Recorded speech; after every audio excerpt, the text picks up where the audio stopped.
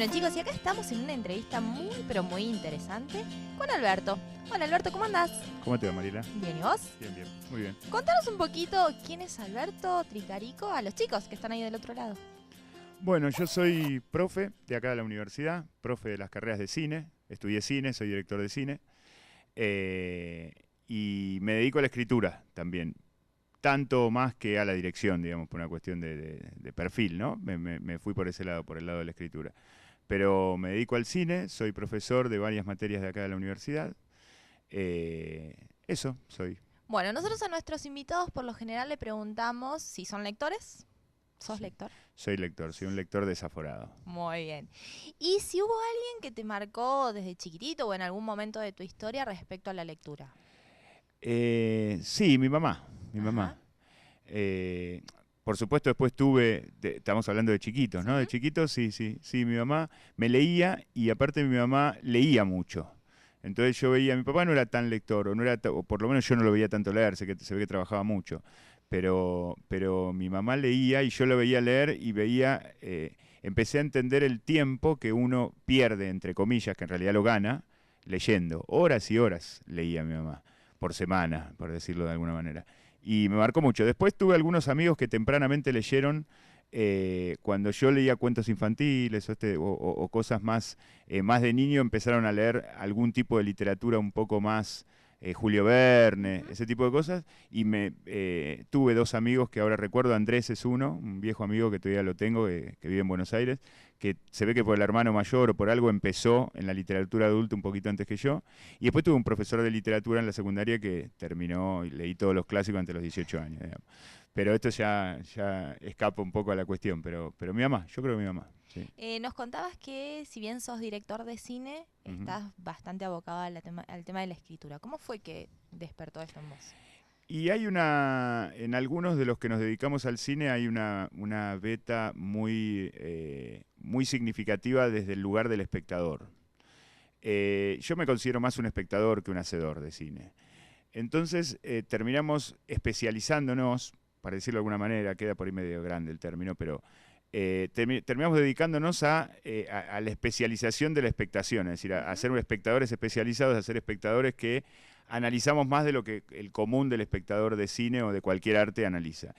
Y la escritura tiene que ver no con cuentos, ni con novelas, ni con ficción, sino con ensayos críticos acerca de, o históricos o teóricos, acerca de diversas cosas del cine. Por ejemplo, este libro que ahora me editó y me publicó la universidad, El cine argentino clásico. Es una Ujú. mirada acerca de la historia de nuestro cine en épocas de 1960 para atrás. Ujú. Pero tiene que ver con eso, con encontrar esa beta. De hecho, yo, si bien soy director y doy clases de dirección y filmo cada tanto, mi perfil tiene más que ver con eso. O sea, yo soy profesor de historia del cine también, profesor de historia del arte, profesor de. O sea, me dedico tanto más a la parte de este lado Ujú. de la pantalla que a lo que pasa a veces Claro, adentro. Ujú. seguro. Bueno, y si tuviéramos que pensar en cuál fue la evolución del cine en la Argentina.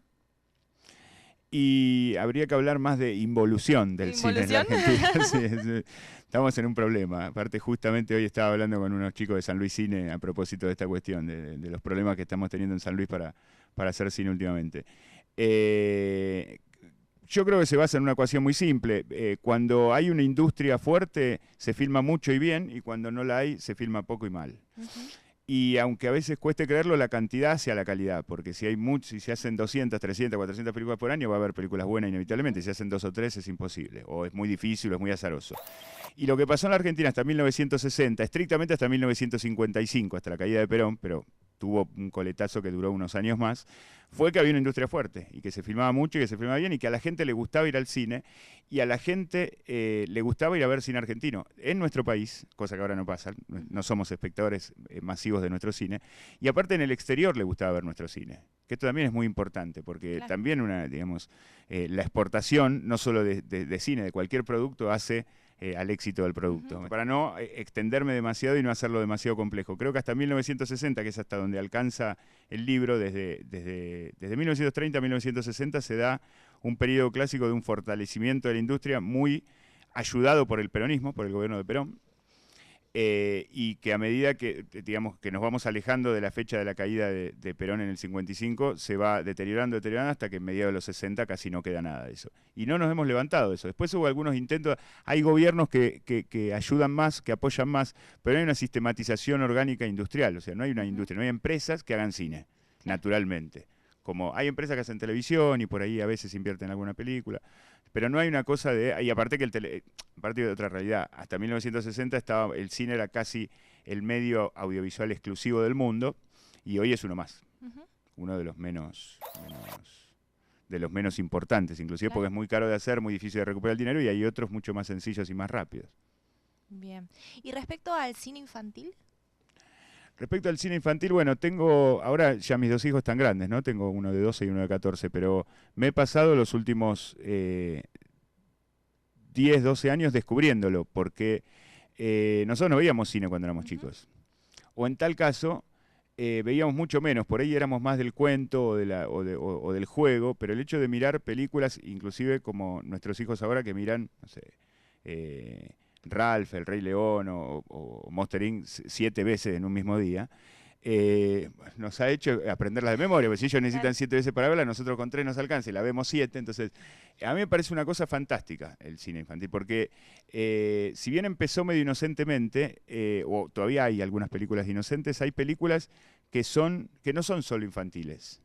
Pero que las disfrute un niño como nadie. Si yo voy al cine con mis hijos, por ahí ahora no tanto, ya sobre todo el más grande está incursionando en el cine adulto, entonces medio como que se resiste. Pero he ido mucho, vacaciones de invierno, fines de semana, y les encanta, lo disfrutan mucho, y son películas que podemos ver tranquilamente los grandes. Tengo la sensación de que aquellas viejas películas, pocas, de nuestra época eran tontas, para decirlo rápidamente, y inclusive era hasta una disimulada falta de respeto a los chicos, porque también se los tomaba medio como tontos a los chicos. El otro día hablábamos con Alicia Serrano, ella vino a dar una capacitación acerca de, recorridos lectores y leer para escribir. Y empezamos a hablar un poco de cómo surge la literatura infantil, y en realidad tiene que ver con esto, con que antes, la literatura era para adultos, y cuando se empieza a pensar en la persona, niño, ¿sí? En el niño, y aparece la escuela y demás, ahí es donde se empieza a abrir un abanico en la literatura. Y decíamos esto, hoy por hoy uno agarra un libro de literatura infantil y hay algunos guiños que quizá los puede percibir uno adulto porque tiene todo un recorrido y se engancha perfectamente, y lo mismo pasa con los chicos, y yo creo que en el cine pasa esto. Pasa lo mismo. Bueno, mi mujer, Laura Burke, vos la conocés, es escritora de literatura infantil. Y los cuentos de Laura son perfectamente disfrutables para un adulto. Claro. Por ahí hay un tonito, una cosa, esto de lo chiquitito, de lo cosito, que tiene una terminología para que uno se sienta cómodo el nene, como cuando uno le habla a un nene, ¿no?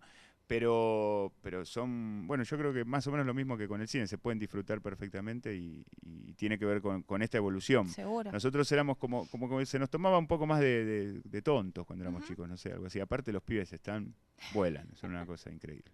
Pero sí, para mí es cierto eso de los guiños. Por ejemplo, Shrek, que aparece el gato con botas y demás, Claro. y hay un montón de cosas que uno adulto las el Rey puede León entender, y que quizá para los chicos pasan totalmente desapercibidos, y es un simpático gatito que Claro. aparece. Bueno, el Rey León es el padrino. Es el Ajá. padrino. Es el padrino 1 contado para chicos en sencillo. Es un plagio deliberado, ¿no? Para aquellos que lo pescamos es un plagio deliberado. Pero es una cosa muy interesante. Es decir, la herencia, digamos, la herencia de sangre que tira a volver. Sobre todo la 1, ¿no? La 2 y la 3 también son muy interesantes, pero desde otro lugar, en el caso de Rey León. Pero la 1 es una tragedia griega actualizada por el padrino, puesta en dibujito animado para chicos. Claro. Sí, tal cual. Yo me la devoraba y me gustaba reverla cuando la veía con los chicos. A mí me contaron eso, de que ves muchas veces la misma película y vas viendo qué cosas podés descubrir nuevas. Sí, me gusta. Hace poco hablando con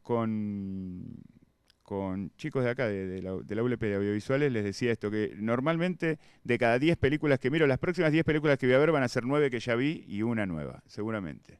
Es esa proporción. No la sé exactamente, tampoco es una cuestión matemática, es medio azaroso, pero es probable que sea así. Porque como estoy escribiendo todo el tiempo, ahora estoy escribiendo un libro sobre Hitchcock, entonces estoy reviendo cosas digamos que necesito para escribir, y en general uno no escribe sobre algo que todavía desconoce. sino por algo que le gustó, que lo conoce, que lo tiene más o menos masticado y dice, bueno, vamos a profundizar un poco sobre esto. Entonces, y me pasa, bueno, acá me pasé viendo este cine, no sé, 3, 4, 5 veces cada una de las 100 películas que nombro ahí en el... sí, es así, soy así. Bueno, sabés que nosotros siempre tratamos de que los chicos escriban. Creemos que no es algo que esté, no sé si recompensado, pero no es algo que se incentive en los chicos a que escriban. Quizá hay un montón de otras actividades que sí, uno las estimula o promueve a que se hagan y de hecho, bueno, en esto de que los chicos escriban, vos recién decías que muchas veces uno tiene que empaparse de algo para poder empezar a escribir. Puede ser una de las Yo creo que claves leer incita a escribir. Yo estoy seguro que, porque hay mucha gente como yo que es muy espectadora del cine, que ve mucho las mismas películas, que le gusta cierto cine, que profundiza la mirada, que entrena la mirada y ve cosas que no ve el común de los espectadores. Pero no toda esa gente escribe después. Yo creo que lo que más me fomenta a escribir no es lo que veo, sino lo que leo. Claro. Me parece que la lectura es un medio que fomenta escribir. Todos los que somos lectores de 2, 3, 4, 5, 10 libros por mes, escribimos algo. No podemos escribir, no podemos consumir esa cantidad de literatura o de lo que sea escrito y después no poner nada nuestro en un papel con una virome. Creo que es eso, creo que la forma del incentivo está en eso. Por supuesto que colabora ver una película también, porque despierta la imaginación, o hablar de cosas, o que el abuelito contándote anécdotas. Yo me acuerdo, mi abuelo me contaba cosas que me hacía volar la imaginación, tanto más que los cuentos que me leía mi mamá por ahí. Pero la lectura es...